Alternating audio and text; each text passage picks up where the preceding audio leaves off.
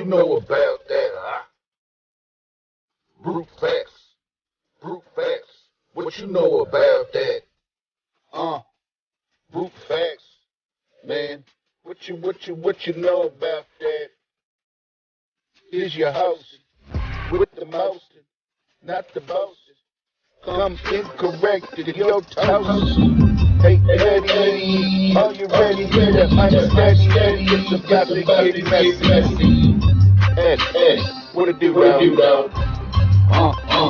Brute facts, what you know about that, Brute facts, what you know about that,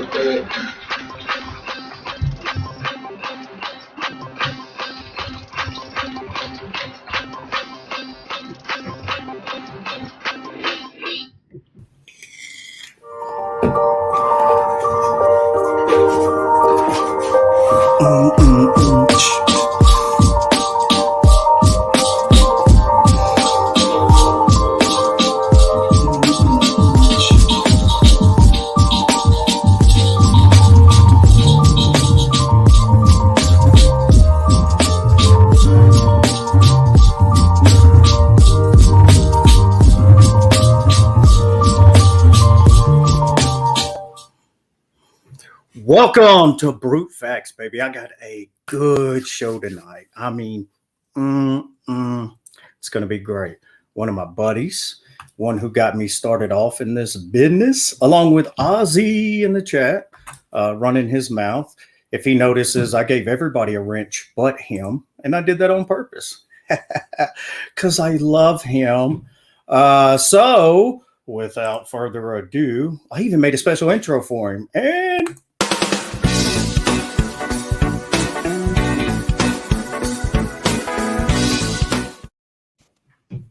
welcome, Pasta Mike.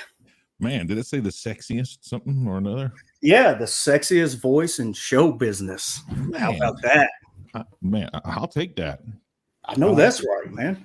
That's what kind of drug me in. I was like, man, who is that man? And I don't even go that way. Sexiest voice. I'll take that. That's all right. That's a compliment. Sexiest voice. That's right. You better be making some money off of it. No, man. Hey, look, this is all free right here. I'll take it, baby. I'll take it. I like free. Yeah, this is all for you, but baby. This is just you. All right, what's the beer of the week?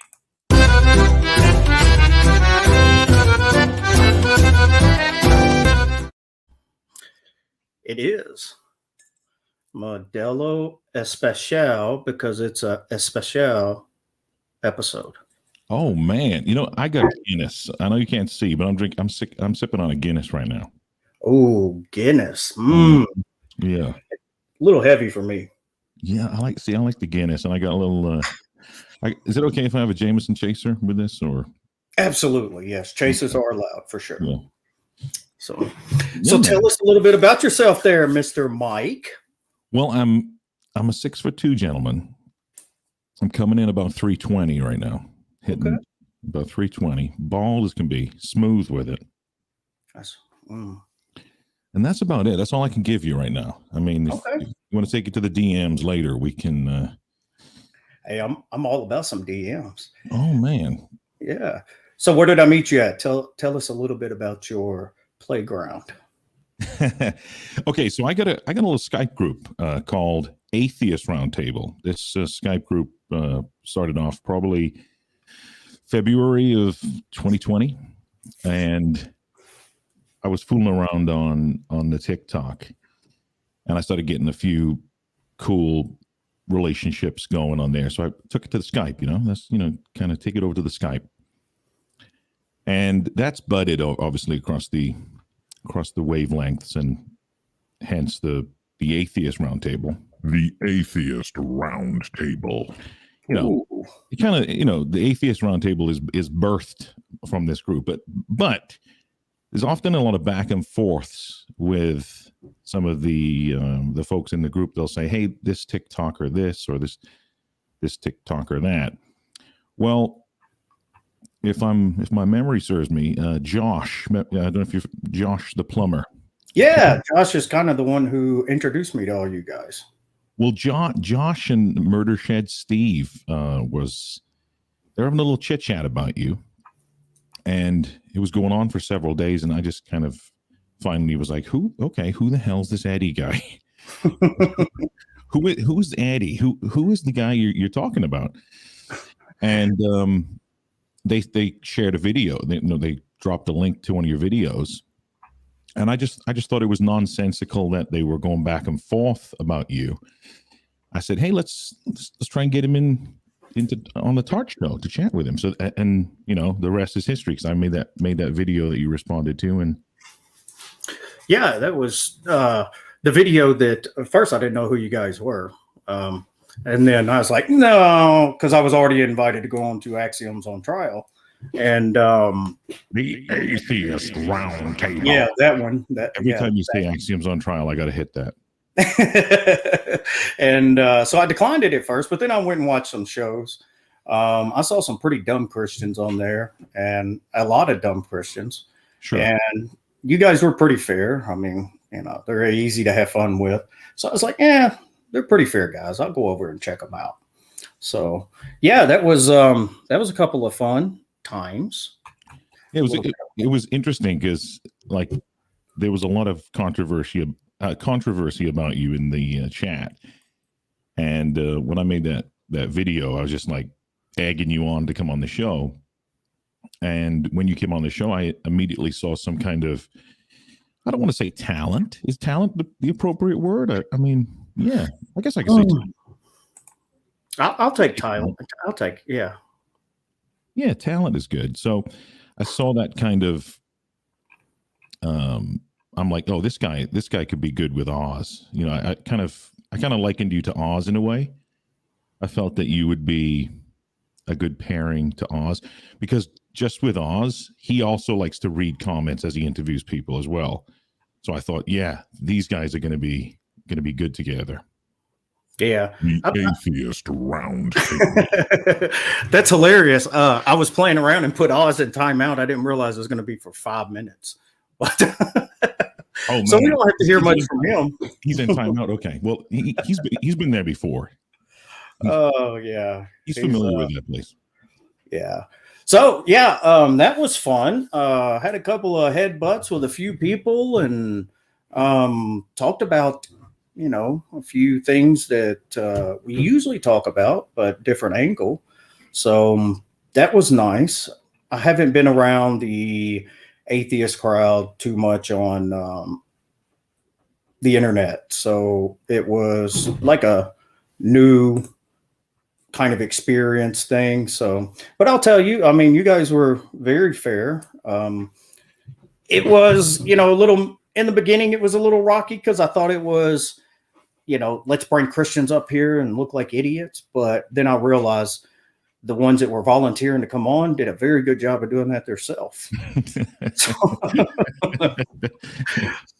Yeah, it's amazing who wants to jump onto the camera and give their spiel, and then they're like, you get behind that camera, man, it's a whole different thing.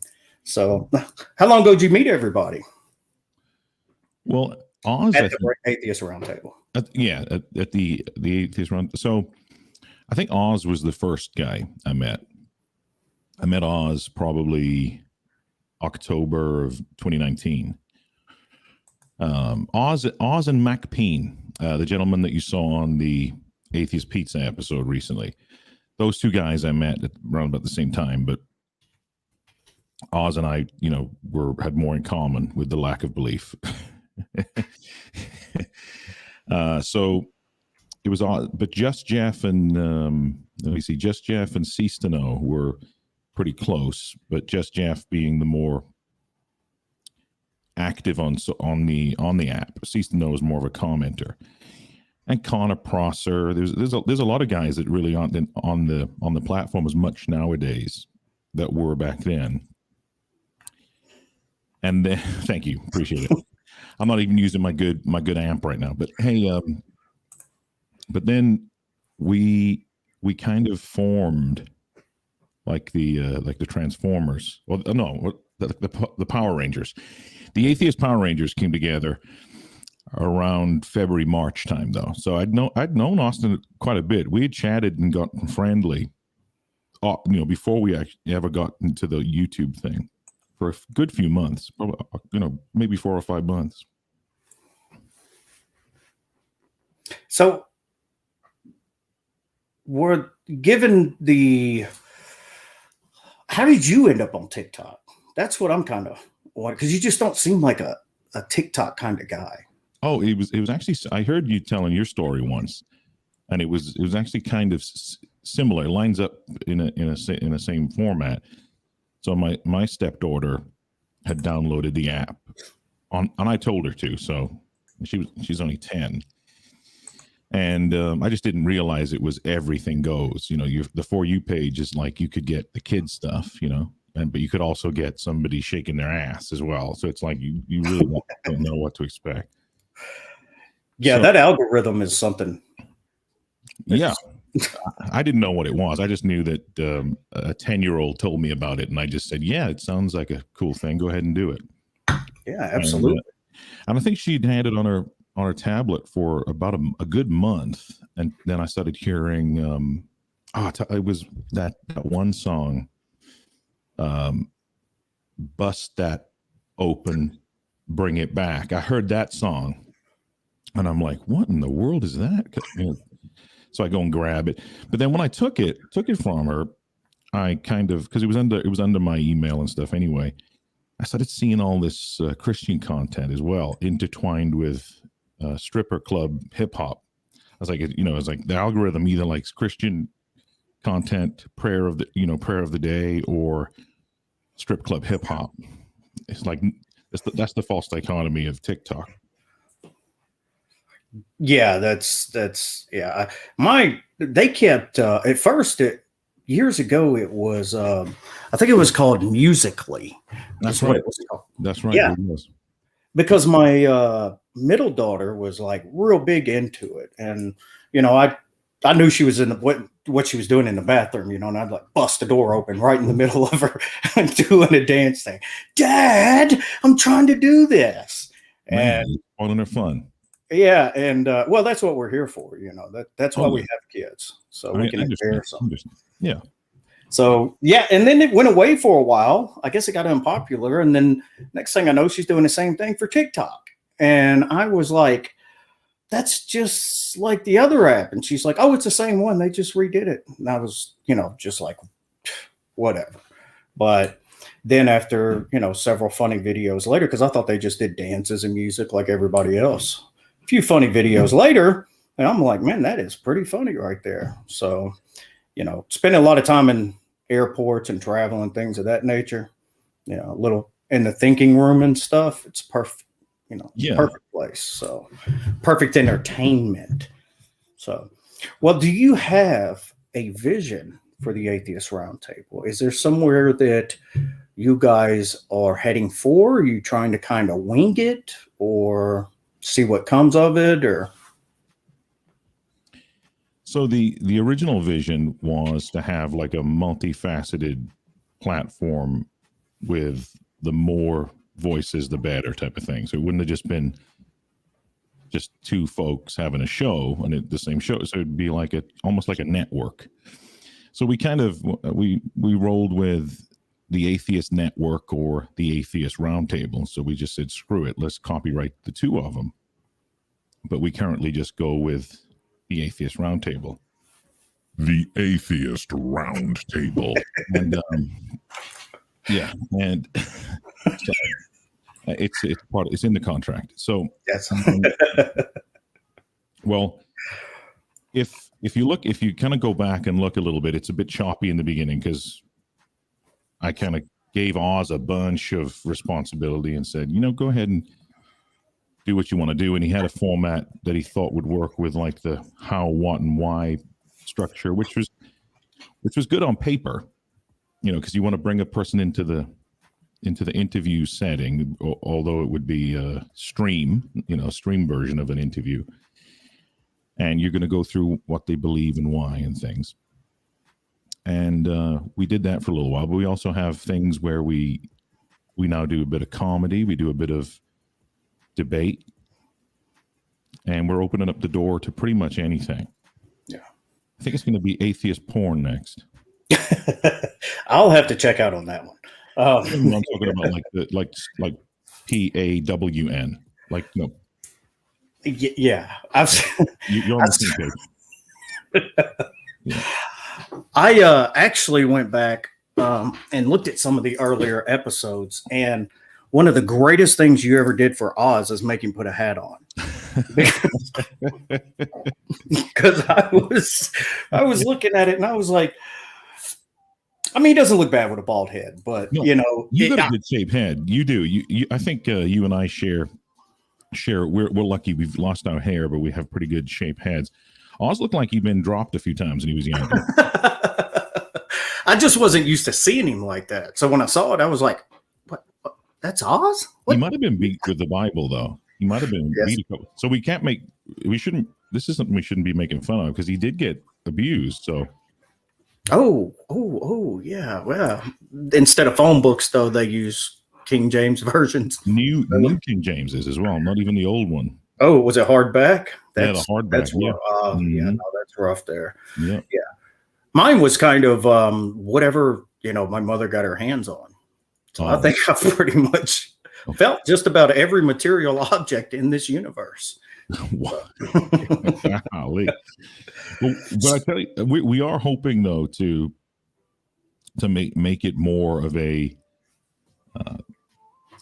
multi gender fluid based as well, because we got a couple of I'm not going to give too much away, but we do have some things up our sleeve for KNEVs and some of the other ladies in the atheist roundtable group. Notes from Autumn, Britt the science guy, some of these well, I'm going to say young ladies, I'm assuming they're younger than myself, but they're putting a little show together, so we want to get them on the atheist roundtable too, to get our ugly mugs off for a little while. Oh, I heard that. Yeah, that's a fantastic idea. Given the patriarchal nature of this country and lack of opportunities for so many women and minorities, I think that's definitely a noble thing to do, and I think it's great. I'd love to see it. Well, it's just a shame because not now. Granted, this particular type of platform where you got a guy in his 40s online trying to meet up with folks online, it's always a little bit suspicious if you're, hey, look, I'm a straight white guy, and I'm how can you demonstrate that you're sincere when you're chatting with females or ladies or however they prefer to be termed, Right. Without coming across like you're a creep.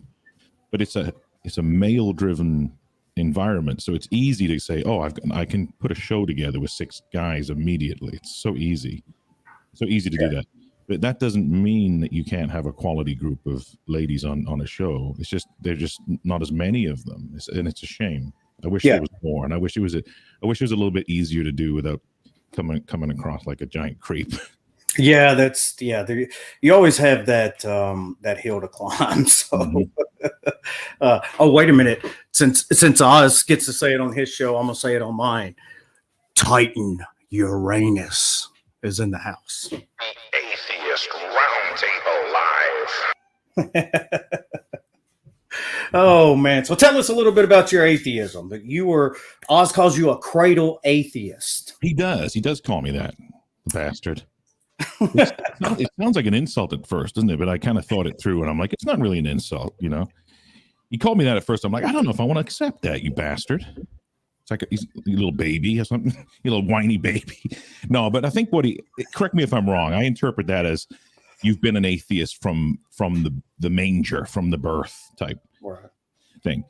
So I'm kind of I'm pretty much I wasn't indoctrinated, for lack of a better term. I wasn't raised in a religious upbringing. I don't recall being a believer. I think there was a very brief period of time when I was a younger boy. I probably looked at the world as a created world. Just like I did think Santa was real. Yeah. But my belief in deities died when I learned that Santa wasn't real. That's actually a very good point, because one of the, you might think it's funny, but one of the most devastating times in my life is when I found out Santa wasn't real. Oh, I was pretty pissed too. I was pretty upset about that. Yeah, so it was I had found all the boxes and behind the shop, and I was real young, and I was like, wait a minute. Behind the shop? What shop? Your dad had a shop? Yeah, he had a shop. And oh, man. Yeah, I was like, why would Santa leave the boxes here? So I started to I wasn't the dumbest kid, I wasn't the smartest, but I started kind of put things together. That'd be proven, though. It's easy for you to say with none of the kids you grew up with around right now. Yeah, they all were. I was for lack of a better term, a Santa apologist. So,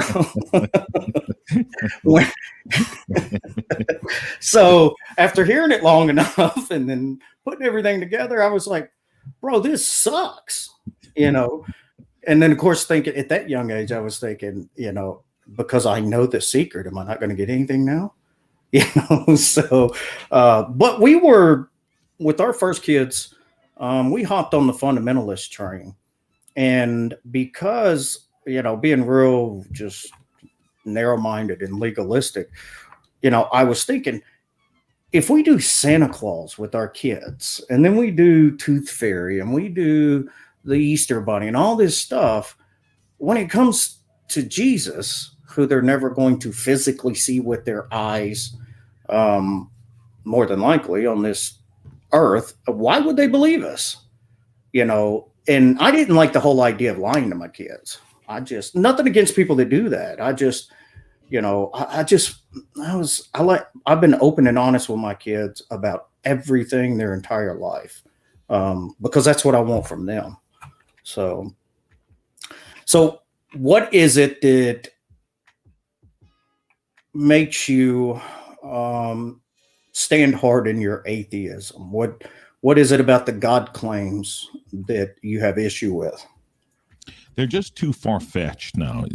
Some more than others, obviously, but the lack of evidence, and I'm very firm with the whole scientific method. So if you can't go ahead and repeat something, and then obviously there's the facet of how important this claim is. If this is something that has such a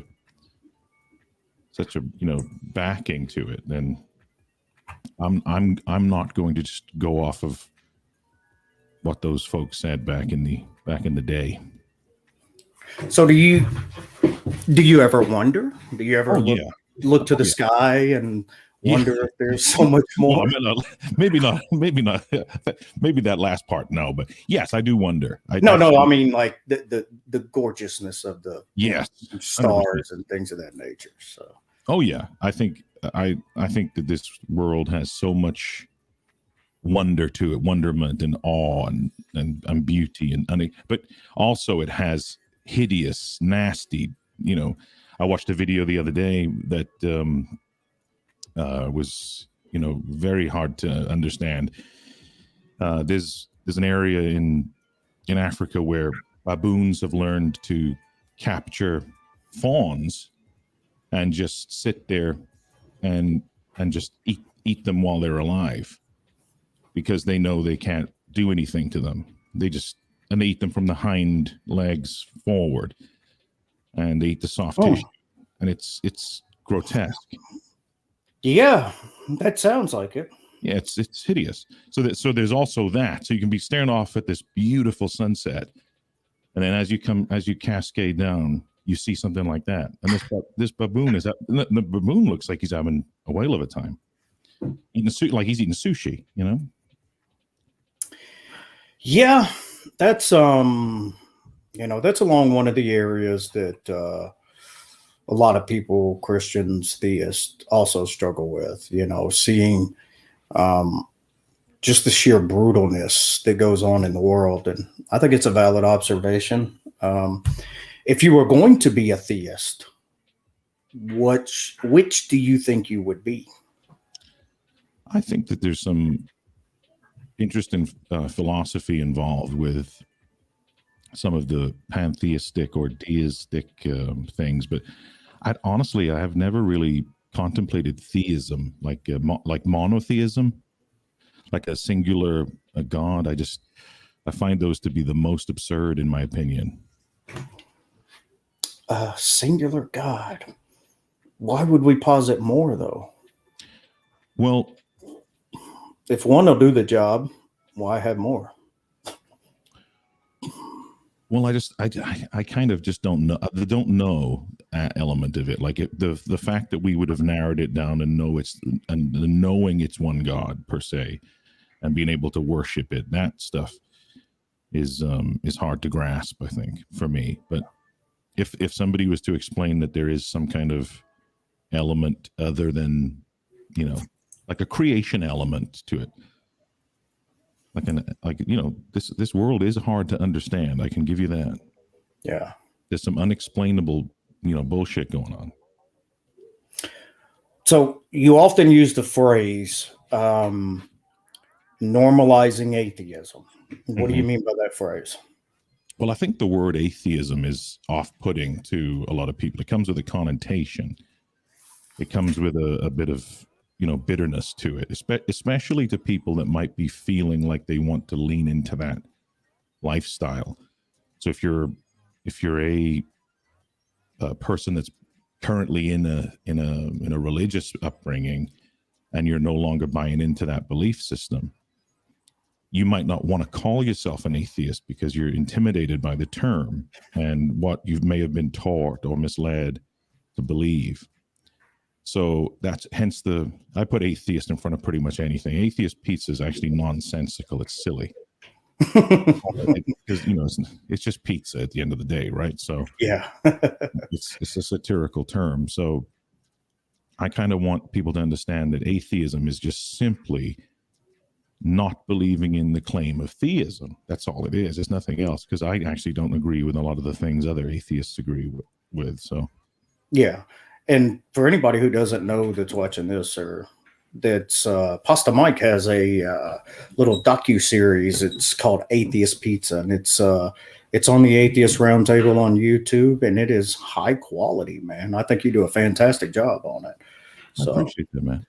Yeah, one of these days, you'll feel bad enough for me. You'll do some editing for me. I'm just waiting on that day. No, I actually want to do an actual episode with you. It's getting you to the location because we live quite far away from each other. But I do want to. I want to edit you in the episode.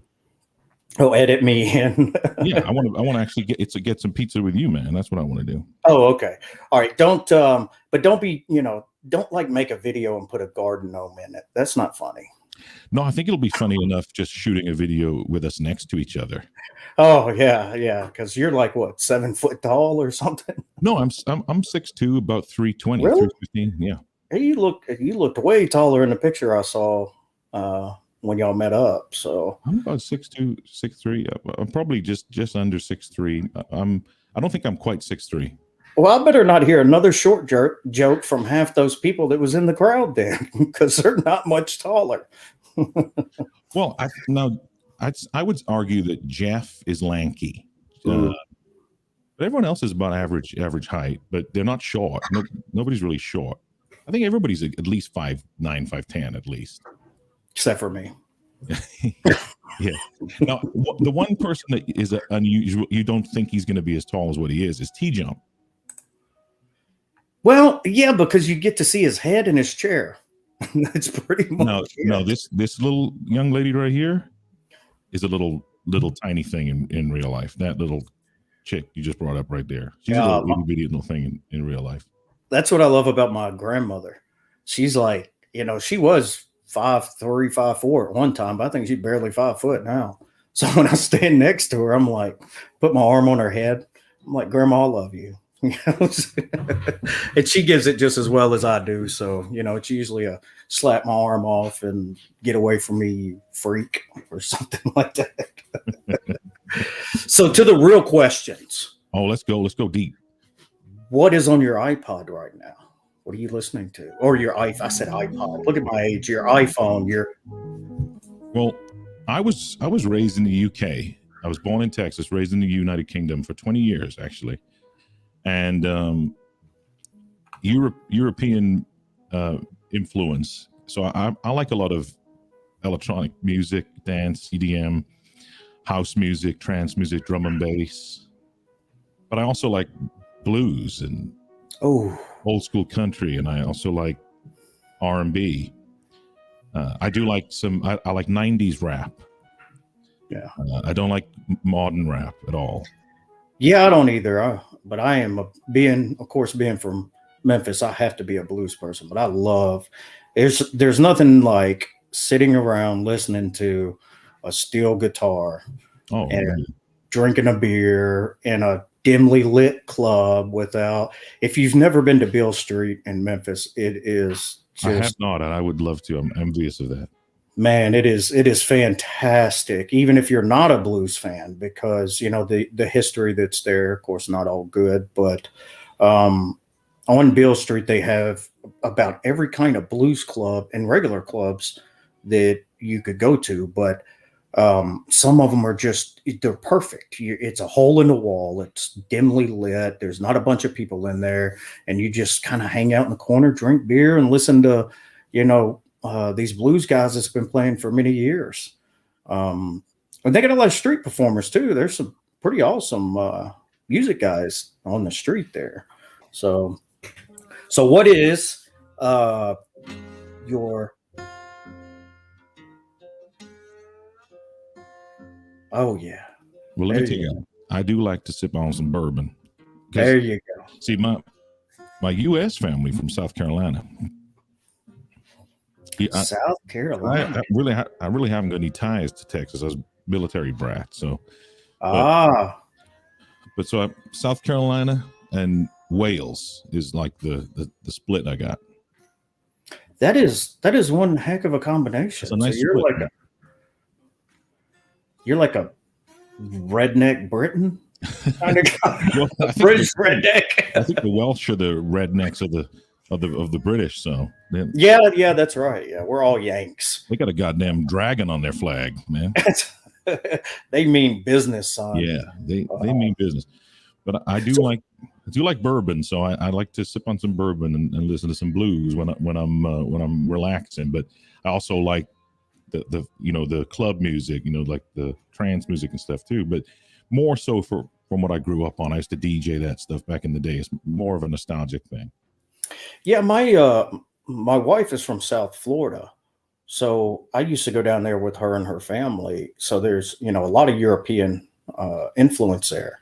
There's South Florida is like a whole different world from the rest of the country. Everybody's from somewhere else. That's right. So the dance music, the techno, all of that, man, it was everywhere all the time. So when I came back, the several times that I went, every time I heard it, it just reminded me of South Florida. So I just kind of fell in love with, that kind of music. So I feel you there. It'll get you going, get you want a little dance a little bit. Do you dance? Not anymore. It's not that I can't. It's because I got a pistol in my pants. Ah, okay.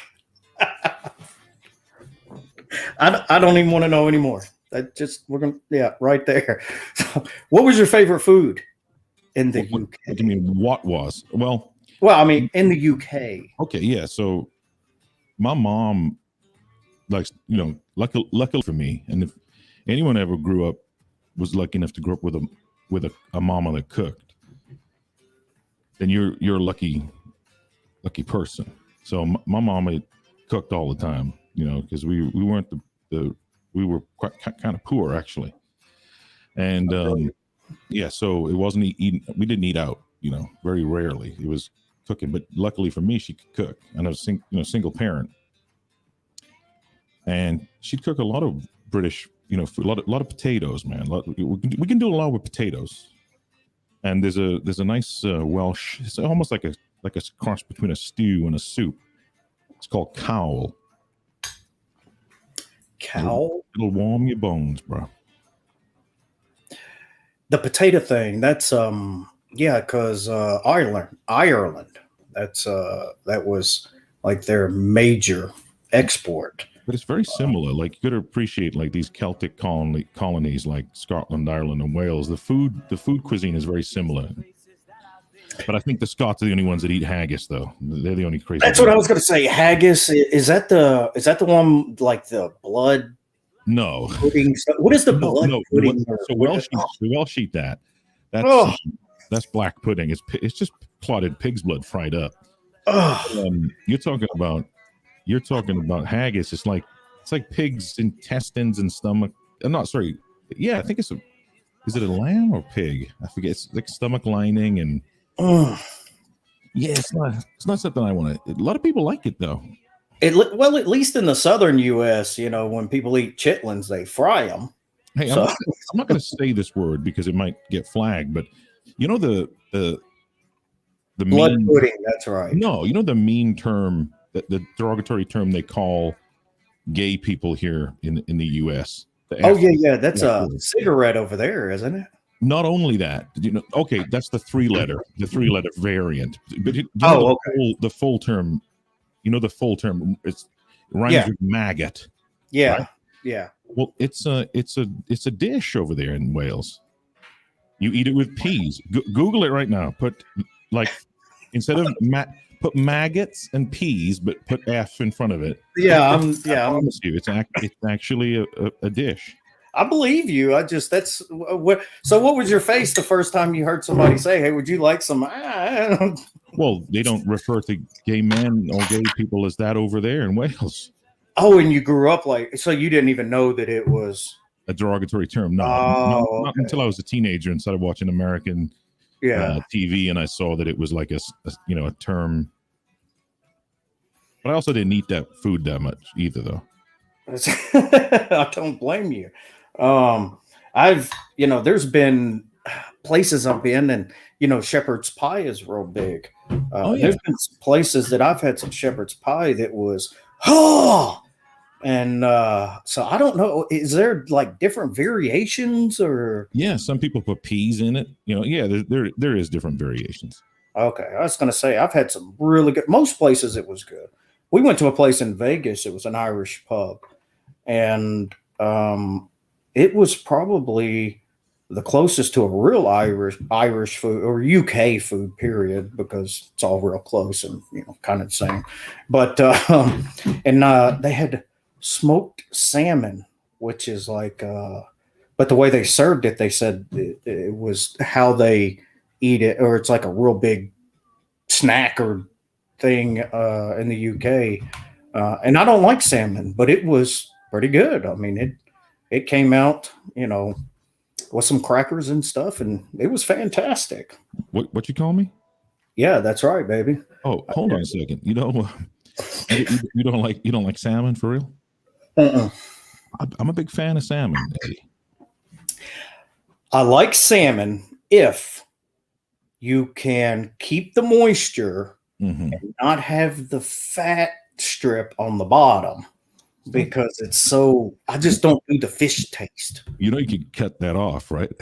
Yeah, but it like permeates the meat anytime you get anywhere near the bottom of it. Yeah, so I guess it's all how you prepare it and cook it, I guess. Anyway. Yeah, I'm a big catfish fan too, but if it's not done right, I'm not eating it. If it's got the fat that's in it, the black part, I mean, you can ruin some catfish that way. You look like one of those guys going to ask for the manager at a restaurant too. You look like that's right. Yeah. You're like, what kind of catfish place is this? Let me speak to Steve, the manager. Steve, Murder Shed. Bring Steve out right now. Yes, sir. Yeah. Hey, I need to talk to Steve, please. Yeah. Steve messed my fish up. Yeah. Eddie doesn't like fat. No, you're right, Jeff. I don't like fat. I don't eat fat on anything. I cook my steaks in it, but then I carve it. It's just so what is Eddie, you gotta make Titan a mod and Grumpy. They'll do your streams justice. Will they? Yeah, because like Yeah, none of them ever come in it, so it doesn't matter. You know. Yeah, but they will. They will. They're new to your channel, and I mean, It's hard to mod a chat that only has like 3 or 4 people in it. So trust me. If like where I went wrong, this is actually a good topic to cover right here for content creation. okay, One of the mistakes I did was I kind of was using the wrenches as almost like a reward, and because I started seeing people coming in the chat a lot, I'm like, oh, let me give them a wrench, make almost like psychology, make them feel good, like a little pat on the back. Well, next thing you know, you got like all your regulars are coming in the chat, and it's a bunch of blue folks, but not everyone deserves a wrench, or might not even need one. You know what I'm saying? So I take ownership in that. I'm the one that did it, and I said, Oz, hey, we got like 50 people that got wrenches, and some people probably don't even want it. And then B, some people don't. You never know. We'll just misuse it. But then there are some folks, like the guys I just mentioned, who are genuinely good at being mods, and that's what they do. If that makes sense. Aunt Kathy's coming out with the definitions here. Look at that. I knew she was part Scottish. That's right. I'm stealing her from you too. She's I think she's going to come on the show and like quiz me and give me questions and stuff. She said I was too tall for her. She wants a shot. she just texted me and said, "Is Eddie drinking out of a shot glass? Because it looks really big." It just looks big in his hands. Well, actually, it is like a really big mug because I got a big head. And look, see, it's a big mug. Man. Yeah. Well, yeah. If you're going to do it, you got to do it right. All right. If you get a gallon of it, you don't have to have them keep coming back. You know what I mean? True. That's true. Hey, where's Mrs. Croom right now? Mrs. Croom is in the other room making sure that the little Crooms. Oh, the little Crooms. Yeah. I like the little Crooms. She's my bouncer. They get anywhere near my door and she's like just arm bars and just chokeholds and stuff. So yeah. That's my moderator right there. There you go. That's right. The main one. Yeah. I got you. So the real questions are. Let's go. What's your favorite ice cream? See, I do have it depends on which brand, because I probably got that particular. I got like which brand you know, then I'll give you a flavor. But typically it's chocolate and nuts. So chocolate and nuts. It's got to have a nut. And I don't mind which. I like almonds. I like peanuts. I like pistachio. But I have to have it chocolate nut blend. Not too much of a vanilla. If it's more vanilla than it is chocolate, I'll tend to sway away from that. I want it to be a chocolate-based ice cream. So chocolatey as far as the ice cream base. And then nuts. And then if it's not, if let's say some other fat chocolate-loving bastard's gone before me and picked that up, then my secondary thing will be like vanilla base. But then if it does have a nut, then the nut better be chocolate covered. You feel me? Man, you are serious about your ice cream. That's it. That's how it works. Something told me you were a nut kind of guy. Yeah, but see, I'll buy two. I'll buy two things: one to consume and one to spread on myself while I'm consuming it. It's a mental image. I'm not sure I want it. Good thing I don't know what you look like, because it leaves a lot to the imagination. You've seen me in several videos. Yeah, I know. You look as good as your voice. Oh, thank you, sir. Pasta and I are going to have some talks later on. Chocolate nut ice cream.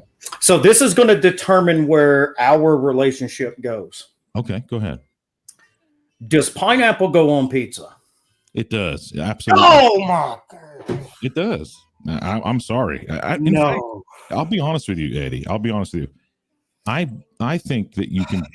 There's not much that can't go on pizza. I'm very lenient with the things that you can put on pizza. I'll be fair. That's I'm sorry, man. That's a deal killer.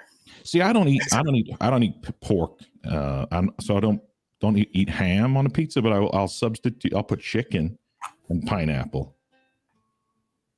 It's funny.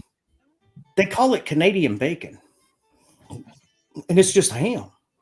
It's just thick cut. Well, ask Brittany. She's a Canuck. Yeah. Oh, is she? Oh, that's right. She is. Hey, what's up with the Canadian bacon? She's probably wondering as much as we are. You know why they call it Canadian bacon. She'll know. She'll know the historicity of the thickness of the cut.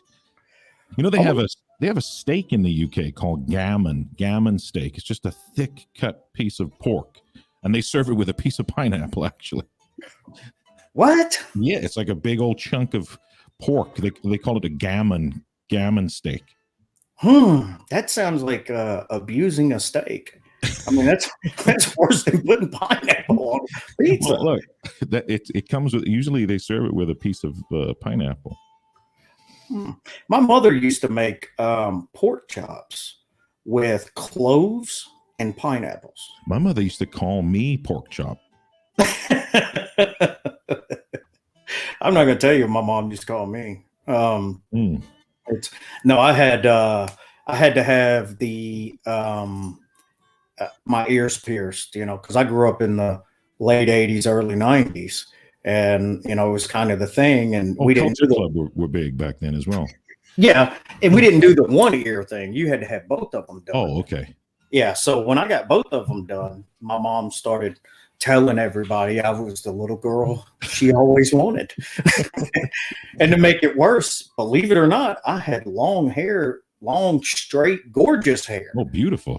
Yeah. Yeah. And it's this, like, that's what kills me now is it grew so long and straight and just was perfect. And now it's like, I wished I had that hair again. I don't know if you suffer from the same thing I do. So I used to have long hair too in my teenage years, and mine was curly and blonde.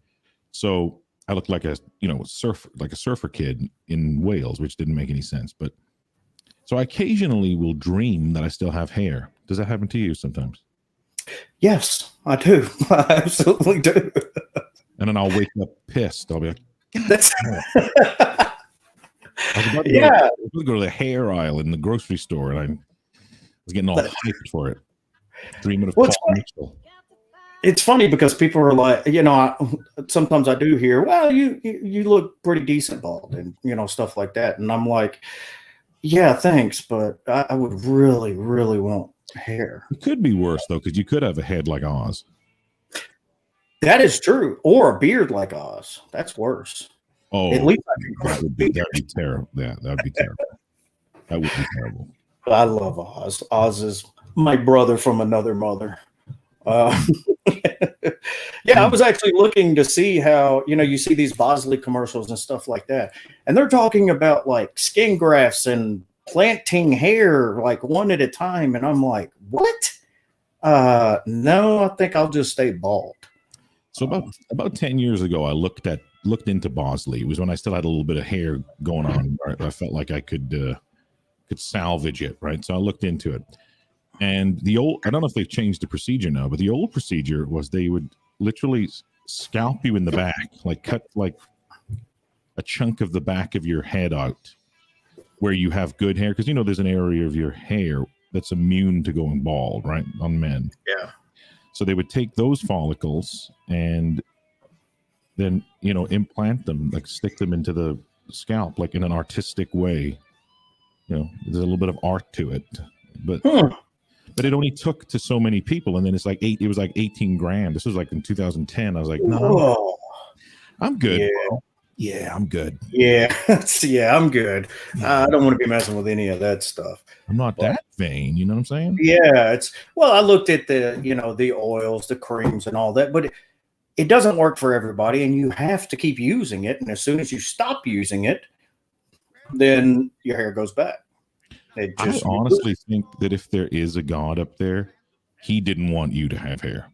I agree. But it's one of those bittersweet things, because people who have male pattern baldness are people who have more testosterone. So they build muscle easier and they grow beards thicker and fuller. But the testosterone is converted into a chemical is what makes your hair fall out. D-high testosterone. Do what? I think it's called D-high testosterone. Is that what it is? Oh, I don't know. Yeah. So it's like, I can hit the weights for like 3 weeks and I'm like, but I can't get any hair, It's like, sometimes I wish it was like a SpongeBob episode where I could just go, oh yeah, it just pops out. That'd be great. Oh man.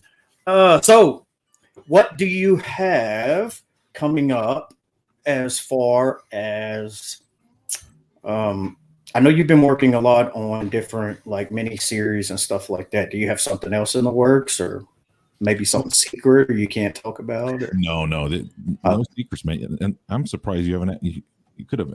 Look, your time's almost up. You could have asked me anything, man. I'm an open book. But I really was hoping to do more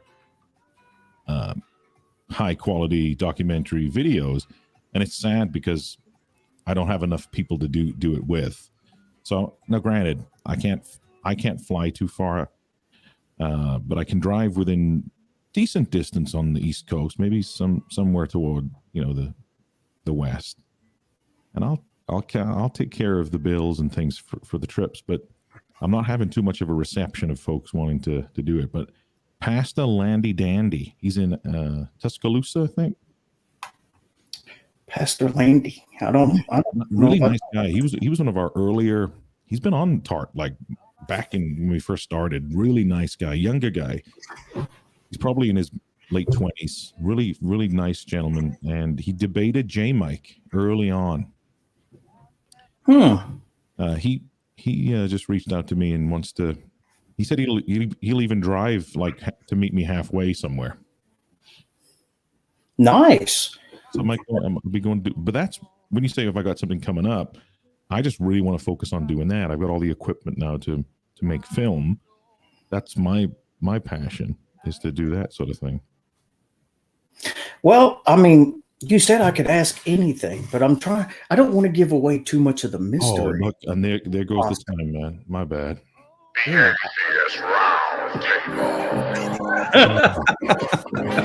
Thank you guys for joining us on the Atheist Roundtable.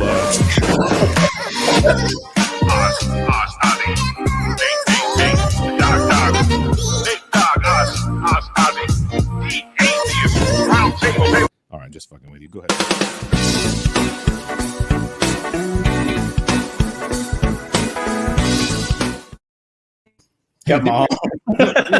You got a picture of me now. See, you made me send you a picture of me. So that's right. You want with that? I'm gonna hold it against you. It's gonna be blackmail. How do I even know it's you? Good. Hey, that's a good point. That's a good point. Yeah, you could check with it. There's one or two people that have met me, so you could check with them. Okay, yeah, I could check with them. All right, so since I can ask anything, what's your social security number? All right, 642-882456. What do you do for a living? This. Okay. Where do you live? In Georgia. That narrows it down. Why do you hate God? I don't know if he exists. These are good questions, though. These are good questions. Do you just love your sin? No, I do. Now the sin that I'm interpreting, so the things that I've been told are sin, yes, those are really lovable things. How often do you hear you hate God or love your sin? I'll be honest, I don't hear it that much. Oh, well, good. I'm glad. There's a lot of fundamentalists out there. It seems to be their go-to line. No, I know it's there. So don't get me wrong. I'm not denying that there's a lot of people that throw that dogma down folks' throats. But I'm saying luckily I'm not out there walking around. With that being said, though, it's kind of like a double-edged sword, because I'm like a closeted atheist in a way, by choice. I live in an extremely heavily populated, fundamental Christian right-wing area of. Now, granted, we did have that recent change of vote here where I live in Georgia, but that doesn't change the fact that there's still a ton of you flip Georgia, you've done something. Yeah, I mean, there's still. I took Jeff out to eat the other day, and there was a store in downtown Kennesaw that's still got a giant Trump sign in it, like an actual business. That's a business, like an actual business. Yeah. Well, it's sad, that you have to do that because, one of the, like I've said on your guys' show, is, one of the few groups left that you can openly discriminate against is atheists. And it's one of the most ridiculous things I know. Well, other than short people. Everybody likes to discriminate on short people. But seriously, to the point though, it's like, if I just mind my own business, and I don't have to go out there and pretend like I'm a Christian, but I don't have to go that far either. Right. But if I just kind of go out there and mind my own business and keep my opinions to myself, then nobody is running up to me and saying, you love your sin and all that stuff that you just mentioned. But I'm sure if I started to get into conversations where I expressed my opinion a little bit more, I probably would be subject to it. I'm saying that assumptively, but I think I've got enough evidence to back that up. Yeah, if you'll notice the pattern, though, it's usually people who don't have very good arguments for their position, and that's like their go-to when they don't know what else to say. And it's really sad. I just, because you have to protect your identity. You have to protect if you have any kind of professional career or things of that nature, because you don't know who's going to say what. What's going to happen with your career, all because you don't believe like the majority of the people around you. I think it's one of the most idiotic things that happens in this country, where we're supposed to be free, have freedom of religion or lack thereof. I mean, it makes no sense to me. Well, that's why I like you. I like you, Eddie, and we've talked now for quite some time, probably about 5 months coming up. And I've gotten that impression of you. So, like, if you're one of the local Christians in my neighborhood, and I've put you into this next analogy that I'm going to make, then I would feel okay. But the sad thing is, it's highly unlikely. Yeah. So one of the things that you mentioned earlier, I'll tie it back in. We'll circle back around to one of the questions you asked. You said, why am I so big on normalizing atheism? For maybe 8 of the 10 things that I do in a day, it doesn't matter. But there's maybe 2 things in a day that it really does matter about. And if I was to happen to go to court here where I live for any reason, and fictitious, heaven forbid, if I was to go to court for something I didn't do, and I was up against swearing on oath or something, although I have the right to not swear on the Bible, I'm totally fine to do that. That would go against me, because I obviously would have to display that in front of the witnesses, for example. All right. So I would be better off being disingenuous and pretending like I believe in a God for that group of people to like me more than for me to stand up for my own rights and say, no, I don't want to swear on the Bible because I don't believe in that. That's a very good point. I mean, that's because immediately they're going to, given the numbers, they're going to have some type of bias if they see you refuse to, use the Bible. So that's why I would like to normalize atheism. And you see certain people in power that don't even know that you have that right. There are some people in power that believe that in the American judicial system that everyone is supposed to swear on a Bible. They don't even take the time out to think that a Muslim can swear on a Quran if they want. A lawyer can swear on a stack of law books if they want. You can actually refuse to swear. You don't have to swear on a tangible object. All right. Yeah, that reminds me of a video I saw, a clip of a guy who was arguing that you absolutely most certainly have to on a Bible, and it was terrible argument he was making about something. I don't know. And he got schooled by the interviewer. I think it was on CNN or something. It says, no, you don't. But that was a lawmaker. He thought that was Jake Trapper, I think, with what's his name? The guy was saying that he wasn't Trump's attorney, but he was mentioning that Trump had done it, and Jake said, "Well, that's because Trump believes in that God, and it makes sense for him to swear on a Bible." Yeah, Yeah, that's kind of like I've said on your show, and we've had many talks, and that's kind of why I have a kind of a passion for a lot of atheists. I went through the deconstruction myself. Although I'm still a believer, I'm just disgusted at the way that people who think differently, don't have beliefs, or even part of another religion are treated in this country, and there's a lot of lip service. Oh, I would do that. I wouldn't do that. But when it comes down to it, we see the voting patterns. We see the hostility towards. I'm originally from Tennessee. Tennessee, they had this massive hoopla over one of the state's buildings that was being built because they were putting in a Muslim wash tub or whatever in the corner of the bathroom. Well, it turns out it was a janitor's mop sink.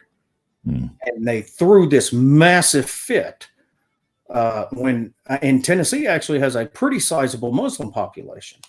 And what they don't understand is one day they may not be in the majority. And then all these precedents they want to try to set is going to backfire on them. And then they're going to be whining about that. So this it's a Christian nation. It's a Christian nation. Yes, I understand. Actually, a lot of the founding forefathers were more deists than Christians. But I understand, the argument for the laws.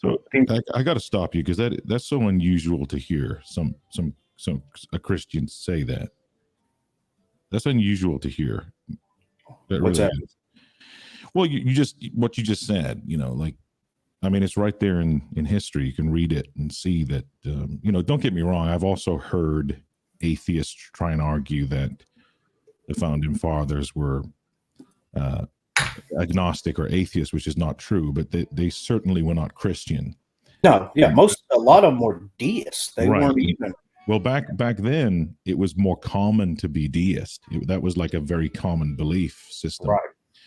And it was after the whole thing was founded where a lot of people adopted Christianity, but Christians are very quick to say it was founded on a Christian belief and that the founding fathers were Christian, and that's just simply not true. No, that's not at all. As a matter of fact, if they do a little research into the founding fathers, they'll find out that they were pretty wealthy men with a lot of power who were looking for another place to build their wealth. Right. And that's why they were businessmen. They weren't nobody. Yeah, exactly. They weren't people who come over here downtrodden, escaping tyranny like the story we always hear. I mean, sure, they wanted out from under the church, but this was an opportunity to build their wealth and empire. There's a lot about our history that a lot of people don't understand in this country, and because of the church, that's why they added the everything to protect not just freedom of religion, but freedom from being compelled by religion. Mm-hmm. And when people want to fight and change the Constitution and things of this nature because they think that their religion, is what it's based on. I mean, if you want to get serious, you want to get technical about it, Islam follows the Abrahamic God too. So if Christians trace their quote unquote moral law back to the Abrahamic God, well, then Islam has every claim that they have, so, but in this country, we don't have a right to force our beliefs onto other people or discriminate people because of their beliefs or lack thereof. So that's kind of what I was pushing for earlier when I asked you about normalizing atheism. Well, I have a distinct difference between pushing atheism on people and just normalizing it. I'm more about normalizing. I'd like to give a good demonstration and a good give off a good appearance of what atheism is, rather than trying to push my opinions or beliefs or lack thereof onto other individuals. Yeah, it's I don't think a lot of Christians in this country realize what a lot of atheists go through. Of course, not being cradle atheists, but the the deconversion, the shunning by their family, community. I've heard stories of atheists losing jobs, losing friends, losing family, and all because they don't hold the same belief that their family does. And it's a disgrace the way that human beings are being treated because they're different. These same people would say, I'm not a racist, I'm not a bigot, all of this, but they're okay with treating people who uh, don't believe their way, poorly, or, being prejudiced against them or things of that nature.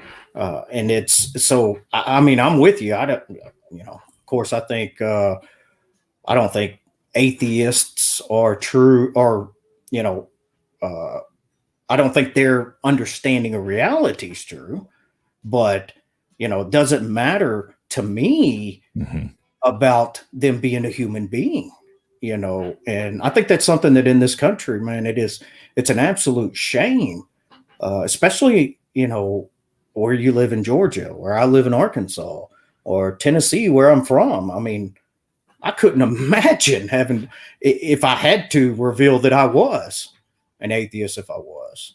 So, yeah, I applaud what you guys do over at the Atheist Roundtable. Creating that atmosphere for those that are hurting or coming out of that, as a place to have, community and support. So that's, one of the reasons that I've been here. I mean, been with you guys since I met you guys, is because I think we kind of have a common goal, and that's to stop dehumanizing people, for whatever reason. Yeah, I gotta tell you though, it's definitely Steve and Josh that got the ball rolling with you. And I know Steve was joking in the chat. It wasn't necessarily shit that they were talking about. I could tell that they both cared about you, and it wasn't like this guy is an idiot or anything like that. They were, in fact, they were saying that you have, some balls on you for the type of arguments that you're bringing, and it was the topic of conversation constantly. But my point was, let's not just talk about it, let's be about it. Let's get this person involved. And in fairness to Steve, he immediately was like, duh, what am I thinking, and got on board, as soon as we chatted about it. And now you're one of Steve's favorite theists. Oh, well, Steve is one of my favorite atheists. Yep. I still look back and I just try to wrap my head around how Steve and I mean, I know how it happened. He was assuming my position on, and I didn't know him. So at the same time, I had a whole bunch of people with about the same assumptions and just was hammering me. And so I was kind of being a jerk to him, and I, just trolling him a little bit. And then finally he asked me. Well, he didn't argue. He didn't argue with anybody. You must have had something with Steve, because he very seldom go back and forth with folks like that. Yeah, I noticed that now. I'm like, man, I think he was just looking to pick on me. He may have known I was short then. That's what it was. Because he knows he can get you in the back of his van easy. Yeah, that's exactly. Yeah. Get the potato sack. Yeah, he's like, I can get him by myself. But we broke through when he asked me, well, what do you believe? And I sent a video back on TikTok and said, thank you. That's all I wanted. Just ask me what I believe. Let me tell you where I'm at. So, and that kind of, with Josh and him, and Josh was, when I first met him, he was just in the DMs, we're just kind of, he's like, well, I'm a hard determinist and this, that, and the other, and all these different positions. And I was and finally I told him, we were kind of going back and forth a little bit. I was like, hey, bro, let me make something clear. I'm not an evangelist. I'm not trying to convert you or anything like that. I said, in fact, I get aggravated at the fundamentalists on here far more than I do any atheists. I think that's the one he dropped for me to watch. What's that? The one where you're, basically. Talking about I told him, I said, if you would be quiet and listen to me, not because I know so much more than you or anything like that, but my background is philosophy.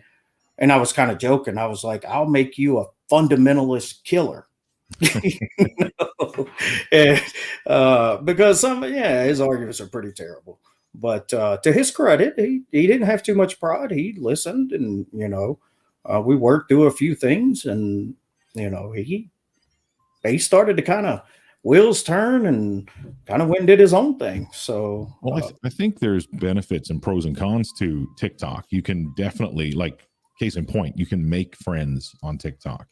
If you're a guy in his 40s and you're lonely during the pandemic and you want to get some cool friends, right there, you can make some friends. But with one of the elements to it, I find it counterproductive. So if you're on TikTok and you're just responding to some stranger's comment and you're putting effort into making a 15 or 20-second video, like, this is a fallacy, and you're just explaining what a fallacy is, and you're in your truck and then you look at the person's page and their page is like videos of comment responses. To me, it's nonsensical. And I thought, this guy needs a YouTube channel. He doesn't need a TikTok page of comment video replies. No one's going to follow that. You need a YouTube channel, gloss it up a little bit, call it something cool, show your personality, come in 1080p instead of portrait mode on your cell phone, and chat to people, because there was something there, and Steve's the same.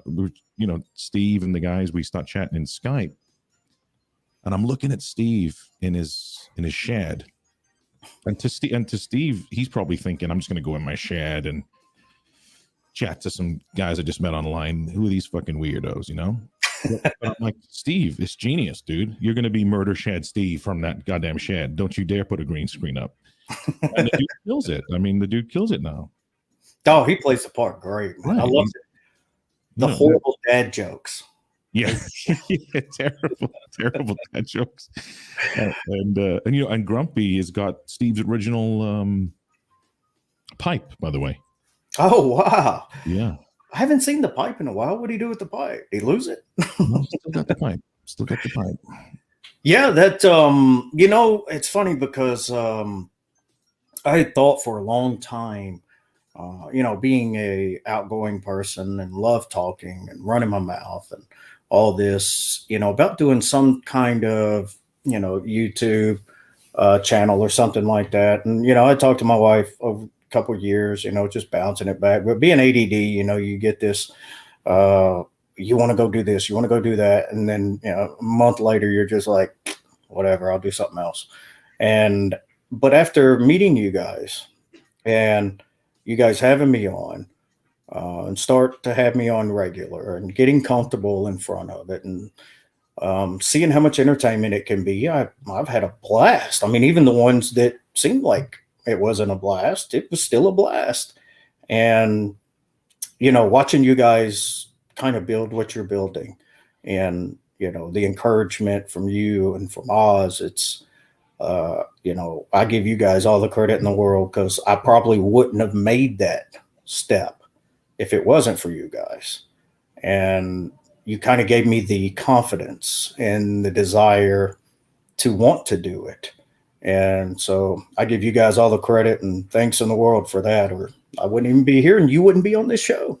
Well, I appreciate your kind words, man, but I swear I kind of thought you were a personality right from the start. I was like, you have some reason to be on. I love that we have different. I actually like that we have different beliefs. Yeah.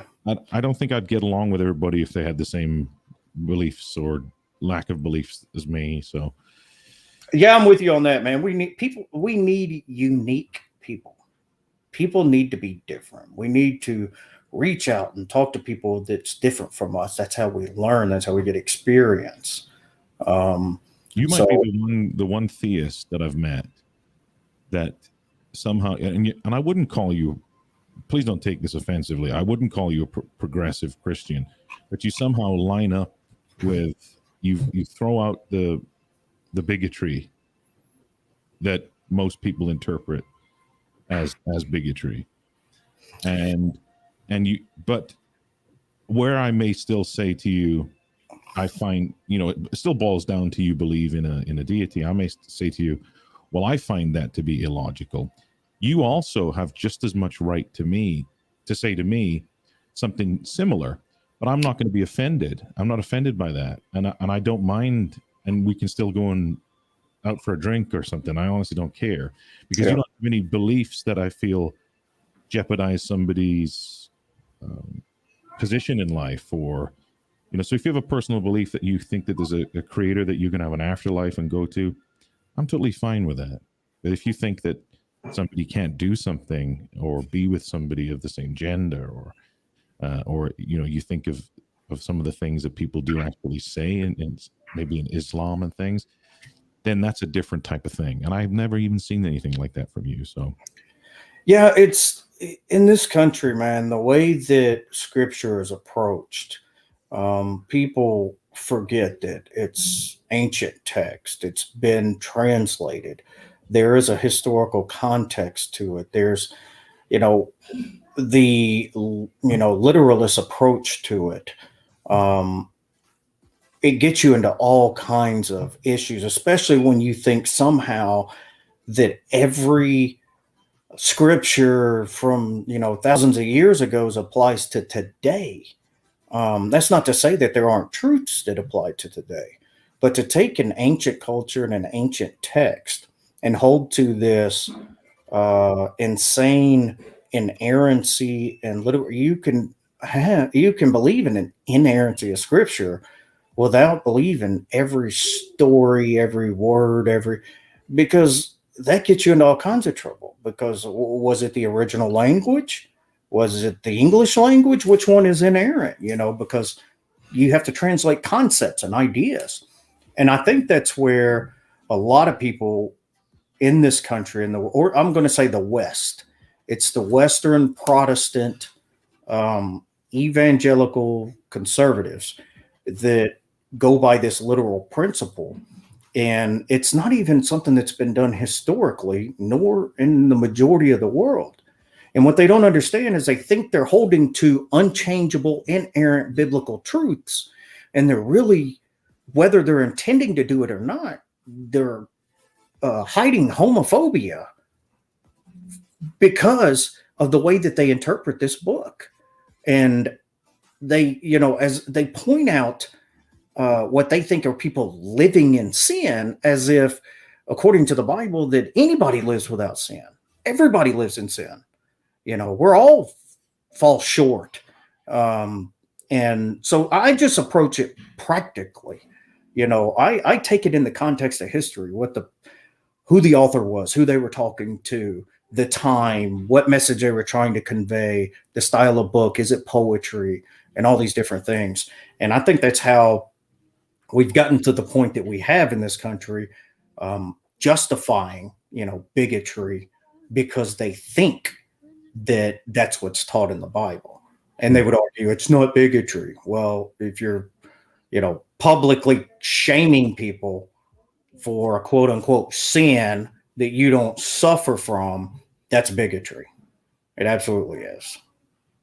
Man, well, on that note, Eddie, I've had a wonderful time chatting with you, and I appreciate the kind questions.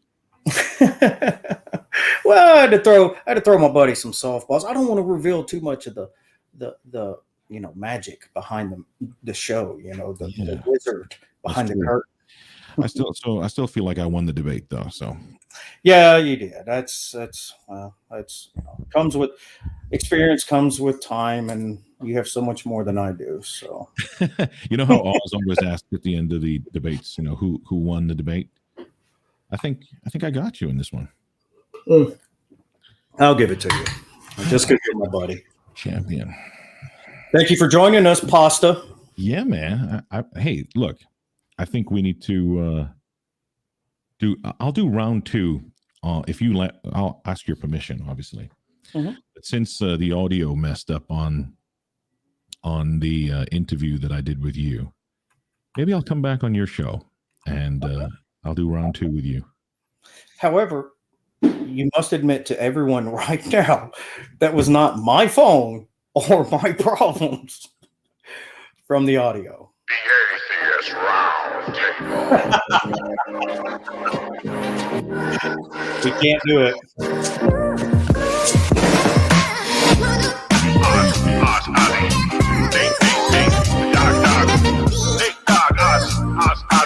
Oh. Round table. Where you at, y'all? Anyway, not sure. Yeah, I was going to say, go ahead and plug your stuff, but never mind. Oh, yeah, I try to keep it around an hour because my attention span's low, and I'm sure a lot of other people's are. So we're running way over. I need to get you off my show. No, you and Oz are definitely separated at birth. That's how, really? Golly. I don't think I could work with both of you. God damn it. I think, you know what? I see it now, okay? It's the Oz and Eddie show. Pasta I'd need to get paid for that.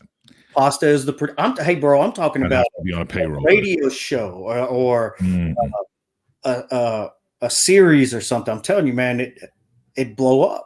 Look, I love Oz. I don't know if I love him that much to take on another one of him. Yeah. You're just a producer, man. We just need the coaching. We need you to do your magic on the editing. Do you know how ADD? I think Oz is ADHD. Yeah, I just say ADD short. Yeah, me too. And he's bipolar. Yeah, that I can see. So I don't know what I'm getting with him sometimes, when I call him up. So if I got you and him at the same time, nah, man, I don't know. I don't have the bipolar, but I do have anxiety disorder to go along with the ADHD. And thank you for bringing that up. Anybody that's listening to this, if you are having any mental trouble whatsoever, take the masculinity BS, throw it out the window, talk to somebody, get some help. Do not let that stuff fester. It will get worse and worse, not better and better. 100%. And Eddie, you have a website, right? I do have a website. Or do I? I was going to say, what you should do is put a contact on there for that particular subject. Oz has a counselor that he works with. It's linked in www.tart.live, where you can actually reach out anonymously and chat if you have issues. And I think you should do the same thing.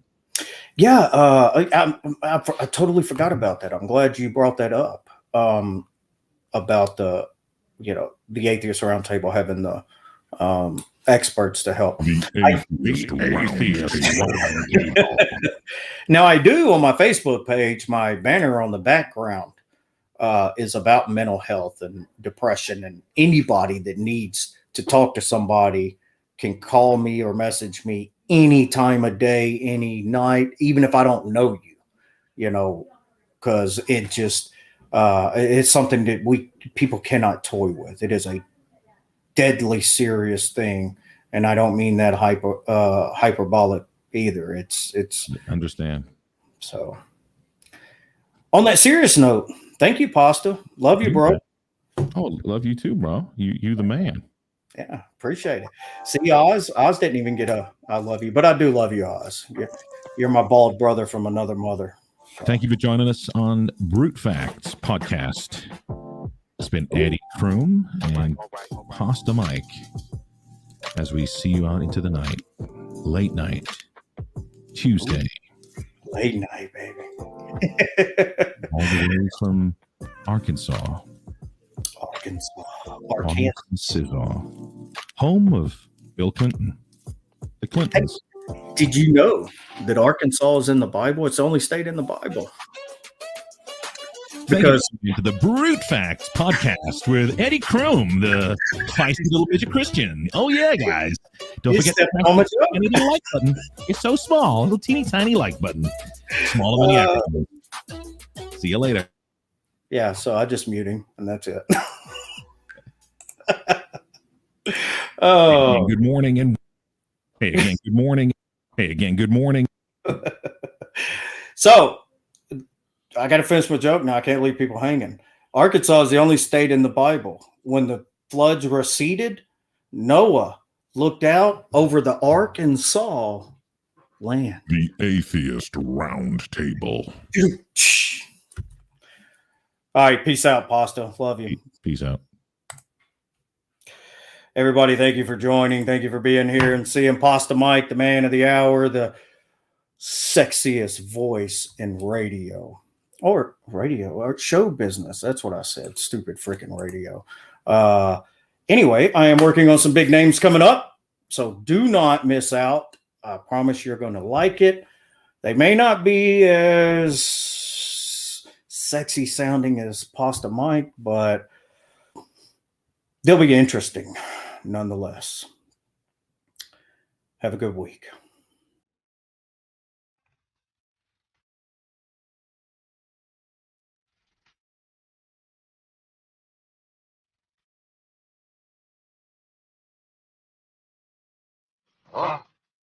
Brute facts.